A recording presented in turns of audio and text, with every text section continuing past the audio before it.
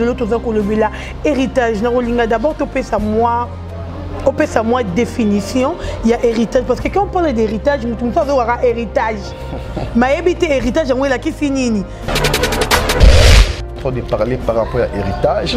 En fait, tous héritage dans toutes ces plateformes. Voilà. Tous héritage comme matériel, tous héritage comme bien, tous héritage comme boujou et ça na bamabota na biso. Précisément, héritage on continue là. Oh, il continue ba problème na ba couple, na ba descendance, na ba progéniture, c'est par rapport il y a ba bien ou yo ba parents, ba tiki la bana na bango.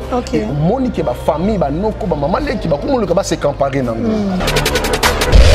Parce que ceux qui va parents bakufi et ma parents na bazaki na bozuna bango nzamba sala ki bango ba vivre bien na sena moi et ils ont eu le temps de préparer aussi le reste de ya makambo ya vie ya bana na bango na sena moi il faut batanga peut-être atonga ba mapangu peut-être asomba mituka na ye peut-être asana ba ferme na ye azana ba faire na ye privé mais okomona noko moko boya tanga na ye kutute tantine moko ba utaki mboka utaki quelque part le kola yoki ke noko aza malade et yé pas fouti billet à Kinshasa a fouti billet à telle place entre guillemets au mona que biloko wana batango ba yaka ekota la cupidité. OK. Nazoya bisayo ma sœur roi ala la pongité. Nde bandoki ya famille na bino ba ala la pongité à cause de l'héritage na bino. Amen. Bandoki ya famille ba ala la pongité à cause de ndako moko kaka parcelle papa sombaka. Amen. À cause de mituka ba mona kaka lokola papa banda ko bela. Bango ba ke ko affoncer ko sala alliance na bata molili. Bon parent na bino ko ta mabele. Na mituni ba question. Na boto me mingambu ya nini? Nous avons un Dieu qui est plus puissant que celui qui est dans ce monde. Et celui qui vit en nous est plus puissant également que celui qui est dans ce monde. Moi, si Andokyo yo Jézabel a eu héritage à Batou, à cause de l'héritage à Batou, à Lingi a sauvé Bolingona. Mais ah bon, ma vie à Moutou, attention. Combien de personnes vont continuer à béler à cause de l'héritage? Combien de personnes vont continuer à cause de l'héritage? Combien de personnes vont à cause de l'héritage? Parce que ma vie n'a pas pour ma tante. Au nom de Jésus-Christ de Nazareth. L'héritage c'est qu'on voulait bêta et l'amba est pour la terre et ma belle c'est pour la. N'a mis une question.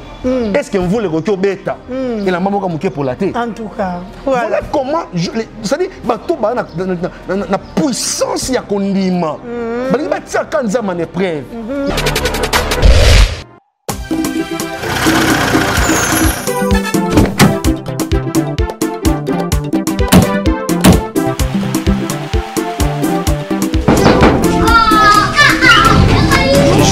Oui, bonjour. Bonjour, maman Rebecca.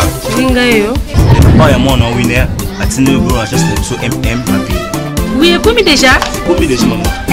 Vous avez des parents au Congo, vous avez de la famille, des amis, que ce soit vos parents, que ce soit vos frères et sœurs, et vous voulez leur transférer de l'argent. MM Rapide est là. La méthode est très simple. Vous allez sur Google, vous tapez MM Rapide. Une fois sur le site, vous avez la possibilité de choisir les produits que vous désirez envoyer à la famille, aux amis qui sont au Congo. Et non seulement ça, vous avez aussi la possibilité de choisir la somme d'argent que vous désirez les envoyer. Ozana kati ya mokili ya poto. Yaya, kotinaka susu mbongo na kinte pa ndeko songolo pakala pesa mama to memela mama. Kondimela mutu te. MM Rapide. Osali basha na yo na MM Rapide. 5 yo mona ba papa, 5 yo mona ba mama, 5 yo mona libota na yo. Bazui mutuka na bisi ya MM Rapide balivre biloko na kati ya famille na yo na rapidité nyoso. Papa na maman balibota bazui biloko ba sepeli. Et pour l'assurance santé, la méthode aussi est très simple. Donc avec 3 $, vous avez l'abonnement d'une semaine et 12 $, vous avez l'abonnement d'un mois. Une fois que vous payez l'abonnement, ils ont la possibilité d'aller se faire soigner gratuitement dans un hôpital au Congo. Na 3 $, ya pamba, na 3 $, ya boule, yo zana mboka libanda, famille na juste soin. Wow! FM Rapide Service et tiki biso bongote et pesi biso chance wana. Na 12 $, ya pamba, chaque fin un mois. Famille na yo 30 mois. Oh wow! Profitons, c'est la profitons.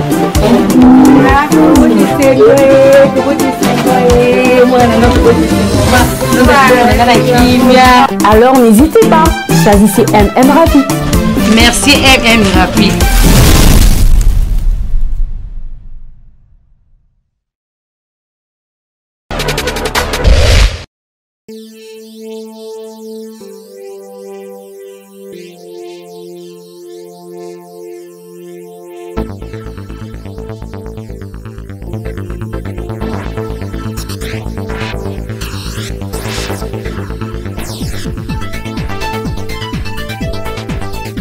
Voilà, bienvenue sur Echa News et Télévision. Merci à tous nos abonnés.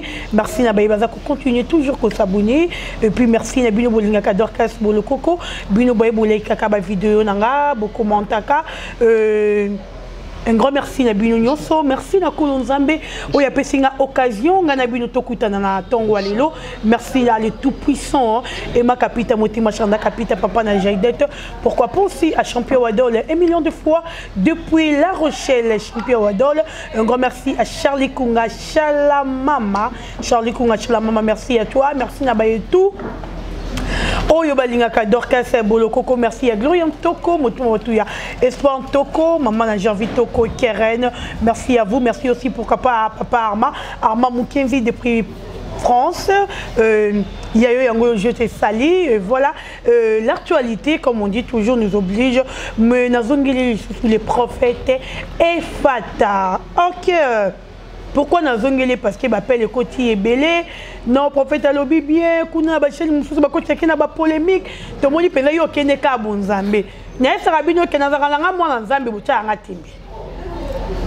Na za pena chrétien na chrétienne. Mais bino bolingo ndimangate. Ah, je suis avec le prophète Fata. On doit continuer Kokoba la fois passée tout le belaki au état sorcellerie Kindoki. Nalingala comme on dit, le lot la héritage. Le lot moni batu ebele ba kufi à cause de héritage. Batu ebele ba vie na bango et baby à cause de héritage. Batu ebele à bota raté, à voyager raté, à salle raté à cause du héritage. Nabi ça qui prophète, nabi non prophète. Le lot ba vie est biso ba nzambe, biso ba mpate. Ezako beba. Peut-être un héritage, mais héritage au pays là qui a yoté. Oncle tika qui héritage pour na banana ye. Vu que qui liaison na kati qui moi nan kasi et comme héritage et balou qui a yo. Dans le bas qui en tout cas prophète, il faut te expliquer banan zambe, ba ye ba héritage et même makanini na vie mutu. On va parler d'héritage avec le prophète Efata. Je crois que Rishi sont d'accord nanga fungola caméra, bande ko ba monilanga le prophète Efata. Prophète Efata, bonjour. Bonjour Maman Dorcas, Nzambalo la Pambola. Amen. A Pambola également, bande Konyonso, Bazolanda Biso depuis partout dans les 4 coins du monde, que le Dieu d'Israël a Pambola Bango. J'en profite également pour pas tout le corps de Christ. Bande Konyonso, Bavandi devant ma petite écran à Bango, pendant qu'on dans les prophètes, c'est pas moi qui fais des choses par rapport à ma Oboyo qui n'ingue tout ça là qui est mission. En fait, Dieu a donné juste la grâce que nous sommes en train d'en profiter avec ça pour que les brebis qui sont égarés, bazon en la bonne voie. J'en profite également à dire un grand merci à mon frère Lionel Richi derrière la caméra, Nzamba Israël à Pambolaye. Amen. Pourquoi pas qu'on puisse avoir des cognos sur la chaîne au Bazola Nabiso, partout Bazola Nabiso, Nzambalola, Azolana Bango. Je pense que Nzambé Azoloba, dans ma commune, dans Jean chapitre 8, verset 32 au 34 verset. Bible Zoloba, en vérité, je vous le dis, vous connaîtrez la vérité, et la vérité vous affranchira. Et à ce moment ici, prophète Abima Pambate, Soroke Musikana, Deutéronome chapitre 18, les versets 18 à 19. Bible Zoloba, je susciterai au milieu de leurs frères un prophète comme toi. Je mettrai ma parole dans sa bouche. Il nous annoncera des choses qui arriveront dans la suite du temps. C'est par rapport à Makambo, on va vivre dans la réalité, mais basant la conséquence de ignorance sur Yango. Voilà. Ils ont même la bango na kati ya ba vie na bango. C'est-à-dire ba problème au batu musuba ko concernant l'héritage entre guillemets pour que nous musika de na biki batu avant de venir basona na biso. Voilà. Zambi halola apambola bango. Merci beaucoup les prophètes et Fatana Lingato bandade to misina ko banda Nzambe liboso nyonso liboso moi le sambo bandeko bazaki occasion te ya reprier mokolo lelo ba prier na biso elongo. Tout le monde est lié, le Dieu de gloire, le Dieu d'Israël, Père éternel, te sommes infiniment reconnaissants. La gloire, la puissance te soit rendue. Là où vous êtes assis sur le trône, ô Dieu de gloire, personne n'est comparable à toi. Je recommence à notre moment, ô Dieu, que les ciels s'ouvrent, que la puissance du Saint-Esprit et la démonstration de ta parole, ô Dieu de gloire, soient répandue au milieu de tous, dans nos maisons, dans nos secteurs du travail, dans le domaine de la vie, dans nos études, ô Dieu de gloire, dans le nom de Jésus. Quand le Fils de l'homme est apparu, ô Dieu de gloire, pour sauver, ô Dieu de gloire, recevoir tout ce qui est le sien, pour mettre les œuvres des ténèbres en dehors de nos histoires, au nom puissant de Jésus-Christ de Nazareth. Je déclare que tes anges, oh Dieu, soient campés autour de nous dans le nom de Jésus, que la paix, la puissance, la gloire. Laisse que cette émission, oh Dieu, soit une sémence par laquelle ça sera sémé, planté dans une terre qui est fertile, qui va donner les fruits à sa saison. Au nom puissant et glorieux de Jésus de Nazareth, nous avons ainsi prié et nous disons Amen. Amen, amen, amen. Like vidéo, commentez, partagez. Il y a une façon de soutenir Dorcas Bolokoko Lingaranga. Ma vidéo n'a like ka partager ka commenter ka yango za bongo façon ya kolekisa bolingo na yo envers Dorcas Bolokoko. Merci prophète Patalolo toza ko lobela héritage na rolinga d'abord to pesa moi. On peut sa moi définition, il y a héritage parce que quand on parle d'héritage, tout le monde aura héritage. Mais éviter héritage, on est là qui finit. Celui qui a un héritage dans l'ingal et là qui finit le col, dans l'ingal et là qui finit. Biloko batiki bokitani biloko bokitani, donc c'est ça dans rolinga mingi to na définition il y a héritage. Merci beaucoup maman Dorcas Nzamba Israël à Pambolayo. Amen. Vous savez, lorsque nous sommes en train de parler par rapport à héritage, en fait tous héritage na toutes ces plateformes. Voilà. Tous héritage comme matériel, tous héritage comme bien, tous héritage comme bougie oyo eza na bamabota na biso. Précisément héritage on continue là. Si un problème dans le couple, dans la descendance, dans la progéniture, c'est par rapport à bien où les parents, qui là bas dans la bango, et monique la famille, la noko, la maman qui va comment le gars se comparer dans. C'est-à-dire, et loko wana dozo mona qui est anticiper jalousie na kati ya ba famille. Et zana ba tebele le lo bazo vivre ba conséquences ya makambaza nango à cause ya ba bien maman tikaka, ba boto la bango, to à cause ya biloko au papa tikaka, il fallait pas bénéficier nango même so kenalna na tribunal l'enfant. On comprend que ceux qui va parents ba koufi et ma parents na bazaki na bozuna bango. Nzamba sala ki bango ba vivre bien na sena moi. Et ils ont eu le temps de préparer aussi le reste de makambo ya vie, ya bana na bango na sena moi. Il faut batanga, peut-être atonga ba mapangu, peut-être asomba mituka ye, peut-être asana ba ferme na ye, asana ba faire na ye privé. Mais au komona no komoko boya tanga na ye kutute. Tantine moko ba otaki mboka otaki quelque part. Le kola yo ki ke no kaza malade et yé pas fouti billet à Kinshasa. A fouti billet à telle place. Entre guillemets, au monde siko ke biloko wana batango ba yaka et côté la cupidité. De ozo mona moto à côté jalousie aboma même ndeko na ye à cause de biloko na bango moko ya famille.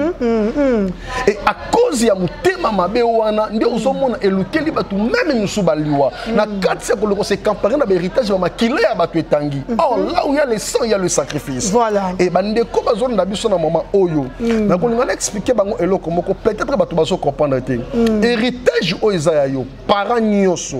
Bible zoloba na 1 Timothée, non, Galates chapitre 4, le verset 1er au 3e verset. Voilà. Les zoloba aussi longtemps l'héritier est un enfant, il se diffère pour un esclave. Et nyoloba nini. Moi na o abotami na famille obozu ezali. Mais le kola bazo surveiller nanu. Peut-être parents na yazali sousouté. C'est-à-dire aussi longtemps héritier dans les mois mais aussi longtemps à quoi atteindre âge moko, il y a maturité, à quoi bénéficier na ba bien na. C'est comme mouton batika akengela héritier. À côté si l'enquête y a sorcellerie, à côté si jalousie. Alors qui même avoir que la moine wana sort na vie na yé. De père que non yé a bénéficié na héritage wana. Attention, makambu on kola tient la promesse na yo il faut vivre. Mais au monindoki, maman les qui moko tono komoko, je peux pas dire que non ils sont des sorciers, ils sont des sorcières. Le problème est ça que mutu o se comparer na biloko na bino ya famille. Ils ont battu belé héritage de côté bango prison. Makasi, bazali. Ils ont battu belé ba soin na famille ba kabona ba sur la rasoute à cause héritage. Yango nazo bana moment o bande ko bazo na biso na moment o. Nazo déclarer le quoi Mosakula Nzambe. Ndeko nyonso yo bakota ki ndoki po boto la bino héritage na bino. Na déclarer na kombo ne sumasia que les dieux d'Israël aboma banguna na bino. David azoloba na Psaume chapitre 143 le verset 12. Alors dans ta bonté l'Éternel anéantit mes ennemis en silence. Yango ezana bande comme souvent se retrouver dans moment où peut-être babanga même ko benga azobanga même ko ya na famille place passer na bango moko ezali parce que ba lona ba biloko ezaki ba koti bango kifa ko ba fula ba tusumu pepe ba kota kanda pe rakina kati na bango ba kota sorcellerie na kati ya ba bientôt ba matériel na bango de peur que no ba tuwana ba bénéficier ba se comparer nango jamais.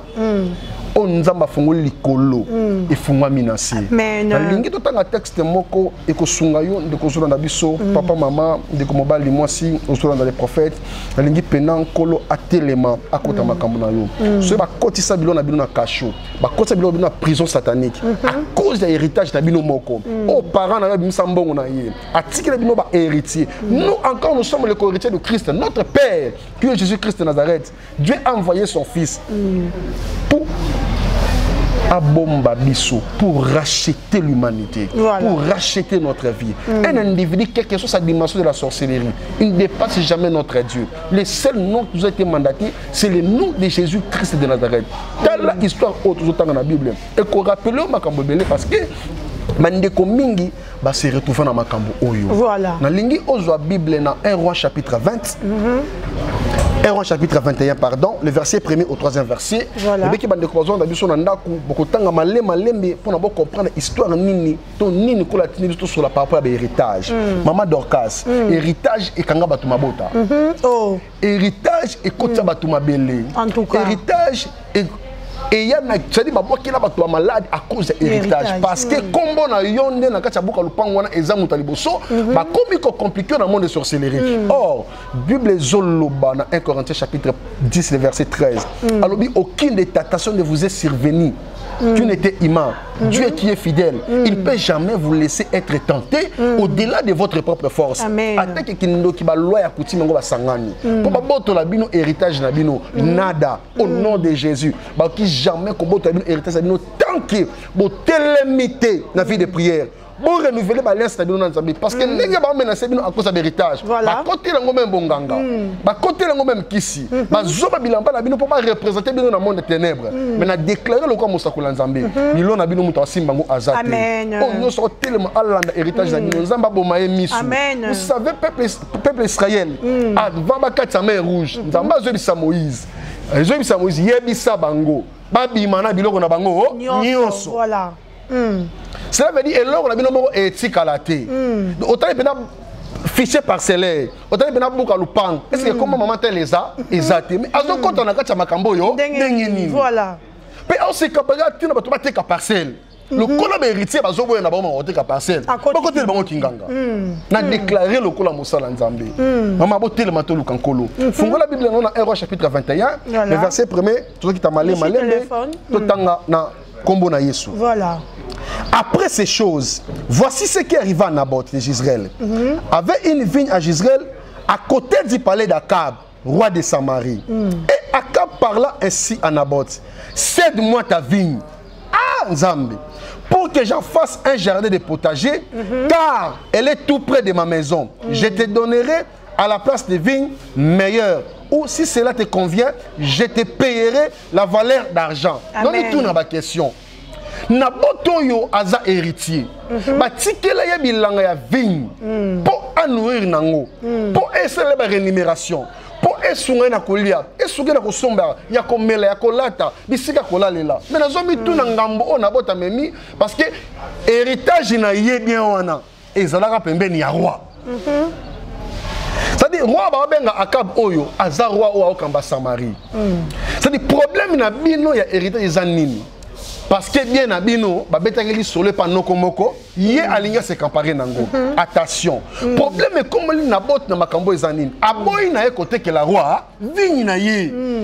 Et je me suis posé la question, roi Zana Bozui, Anambongo ma sœur, à quoi son battant dans la cité du fleuve, à quoi son battant quelque part, roi Zana ba moyen naïe.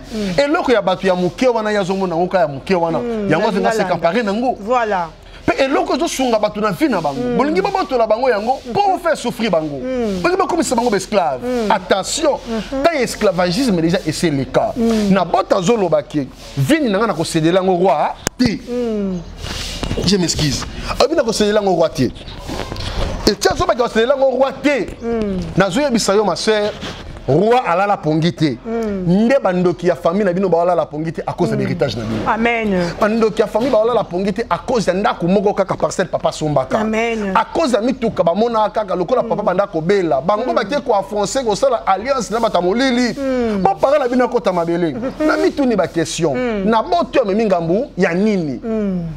Quand on parle de vigne, vigne à richesse. OK. Abraham Jacob, bazalaka na plantation ba vigne.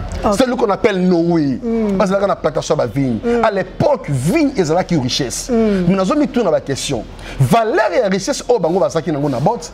Roi zolinga abotola bango.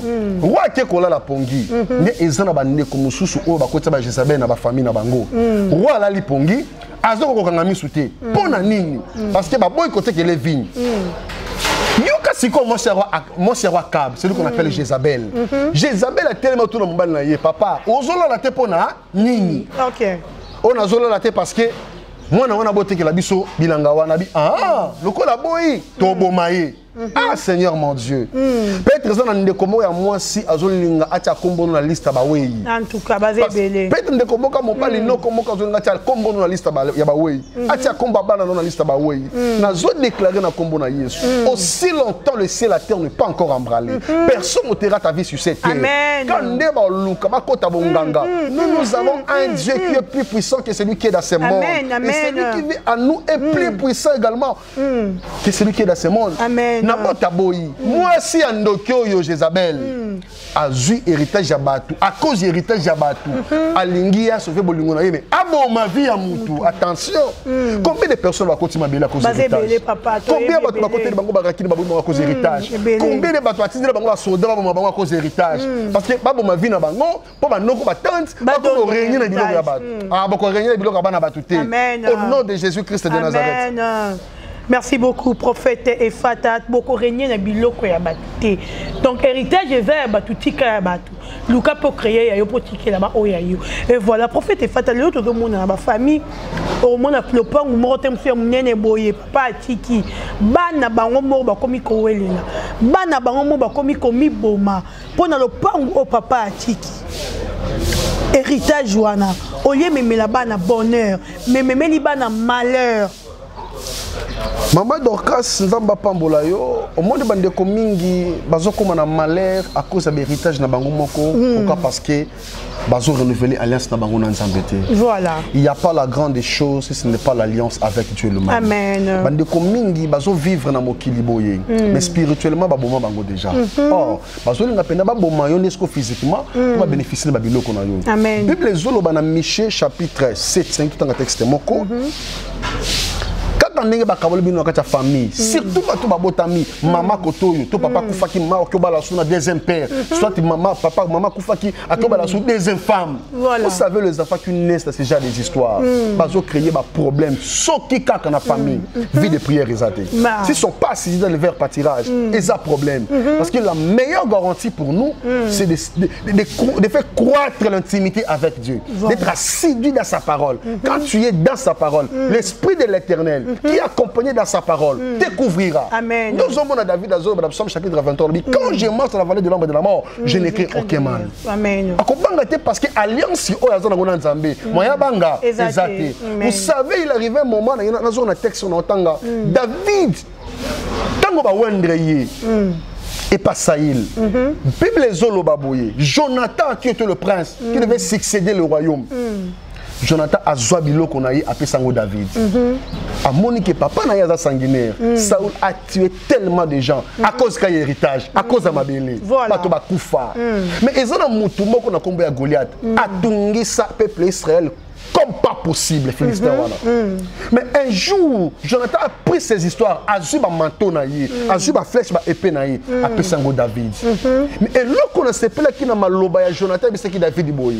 Tant mon zamba ko sala bolamu na ndaku na yo, ko bossa na famille na ngate. Amen. Aujourd'hui, on a pas alliance hier aux avalés. Pourquoi? Parce que Mouton a nzambe, aleke Mouton na mbongo na valé. Amen. Parce que Bible zoloba na Agé chapitre 2 verset 8, on est 20 verset, alobi l'argent et l'or appartient à l'Éternel. David a lati et l'okowana. Alors, il n'a pas fait Goliath. Et pendant que David, il était trop sûr de son alliance avec son Dieu. Parce que si quand c'est là qui va entraînement dans Zama Moutazala quitté, David a beau mal lion. Aux hommes de David wana.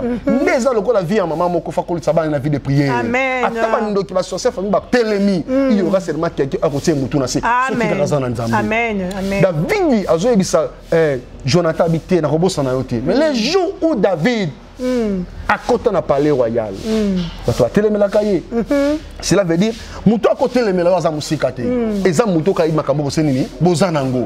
Ayebi ke famille mongo ezali. Ayebi ke bozu ezali. Mais ngina yebisa ndeko moko héritage za kambongo te. Le meilleur héritage c'est la parole de Dieu. Amen. Parents bazoko tsa bana na bango, bandeko na bango malgré ba problème. Bazoko ta intimité na profondeur ba lukanzambe. Dieu n'a jamais abandonné les siens. Il a dit dans sa parole dans le livre de Saïe. Alors pour l'amour de Sion, je ne mettrai point. Nzamba kola la kimia te pour l'alliance oyo za ngona ye. Amen.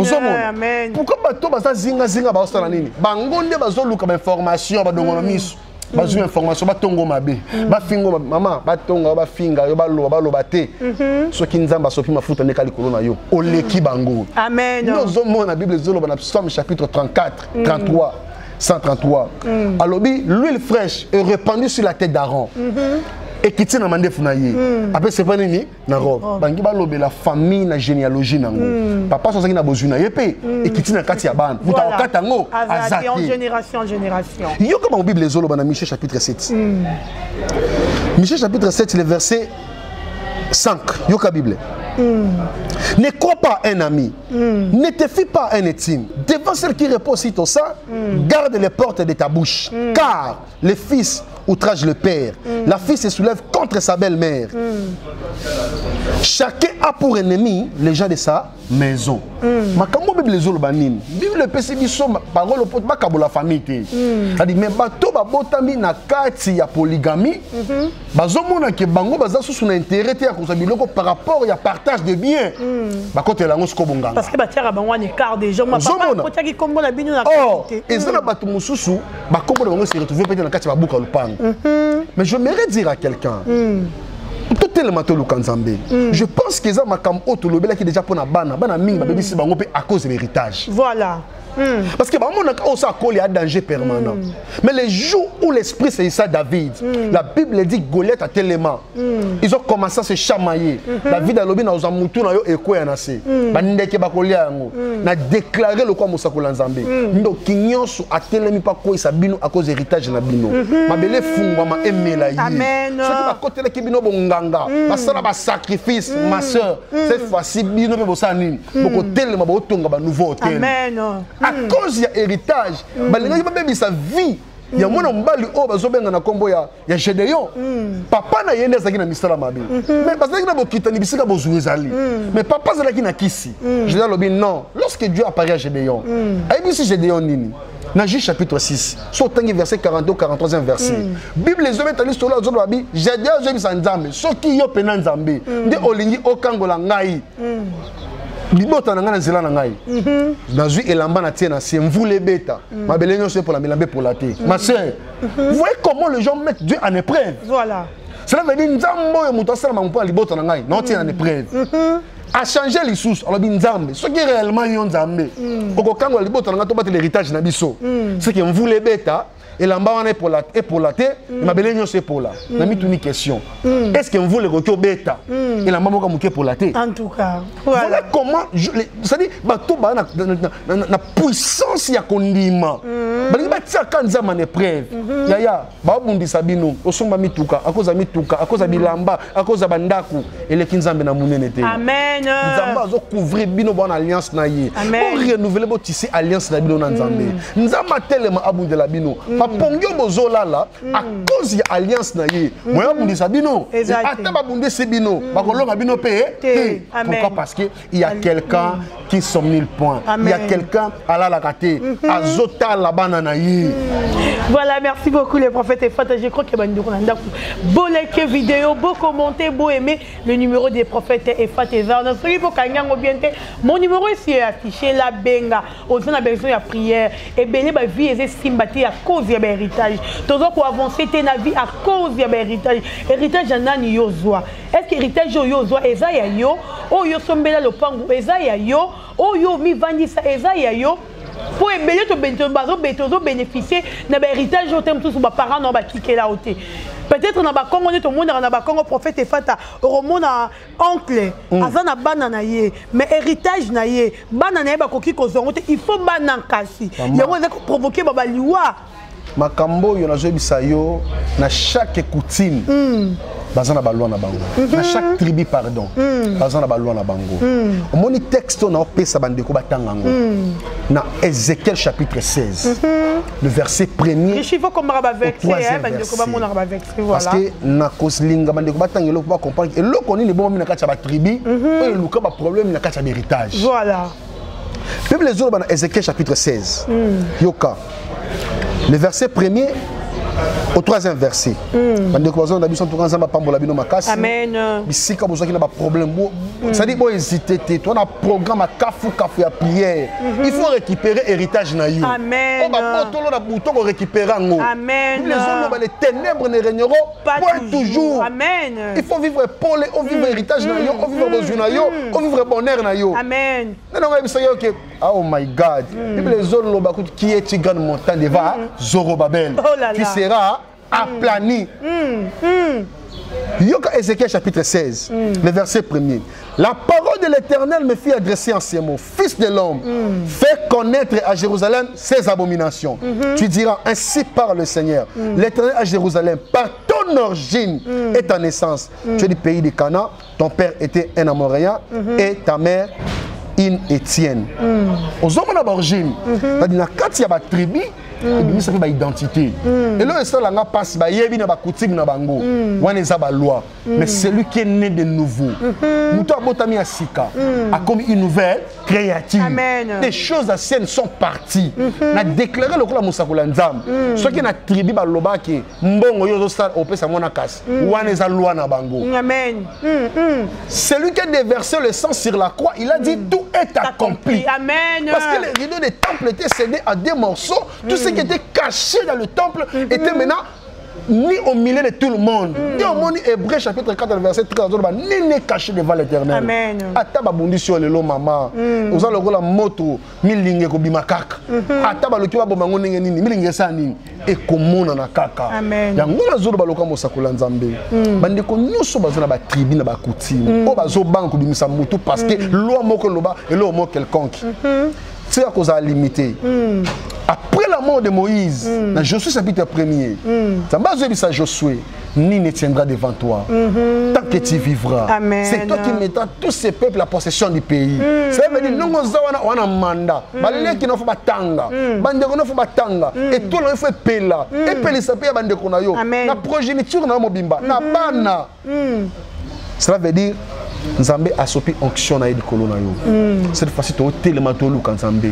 To bonde la Nzambe pendant 3 jours. Maman tellement to luka Nzambe. Comment na ba aventure te. Na pamboli Nzambe pona ba témoignage ba ndeko bana na bango bazaki na ba problème. Cela veut dire Nzambe telemi akangoli bana biso banda ko loba te ba ko mikoloba. Na biso banda yo na classe ma ye les aussi la Nzambe restaurer ba vie na bango. Na mona ki maman mo ka zo benga depuis Allemagne lobi papa Nzambe pambola yo. Maman ne le tambola qui quand libumu et tambola qui on demande bakate zoka bakanga mabota en tout cas c'est pas que parce qu'ils ont subir ba structure na bino entre guillemets ba secret mensuel excusez-moi a no monaka ba ventre ça la qui capable ba ventre ça la qui capable mu kongo ça la qui capable nzoka mama wana ba misanga mikumba na butu en tout cas ba comme ça cheval esclave à cause de bozuna yemoko na bondeli Nzambe Nzambe tozo bondela maman lobi prophète Nzambe na yo akangola bandeko nyoso bazobenga amen et bisi maman musala toza na ngoza ya biso teza Nzambe ne nazo lancer appel na bandeko nyoso bazolanda les prophètes maman Dorcas na moni téléphone nga pasuka ah yo ça raté les gens en plaît beaucoup cela veut dire trop Nzambo tozo bondela il est le même hier aujourd'hui éternellement. Amen. Là où il est assis sur le trône, il règne à jamais. Amen. Il n'y a personne qui pourra manifester si ce n'est pas Dieu lui-même dans ta vie. C'est-à-dire makambo zo luka, ouverture zo luka, mikando zo luka, maboto zo luka.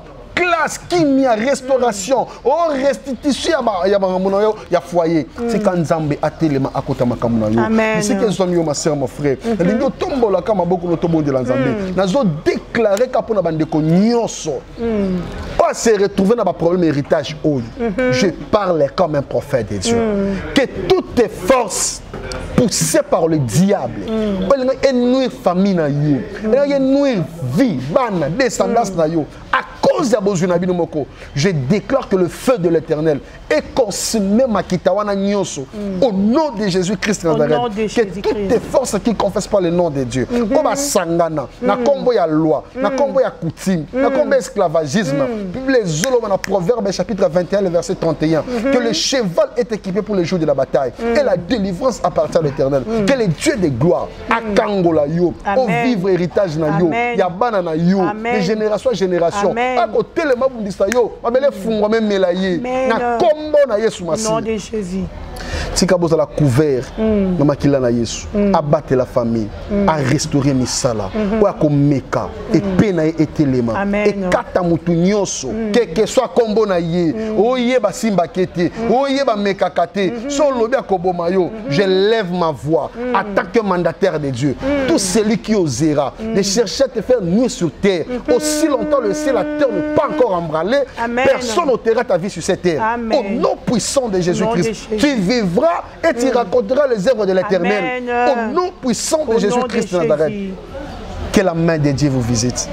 Dans le nom puissant de Jésus-Christ de Nazareth, nous avons ainsi prié et nous disons merci Seigneur Jésus-Christ. Merci Seigneur Jésus-Christ. Merci les prophètes Ephata. Je crois que tu as prochainement.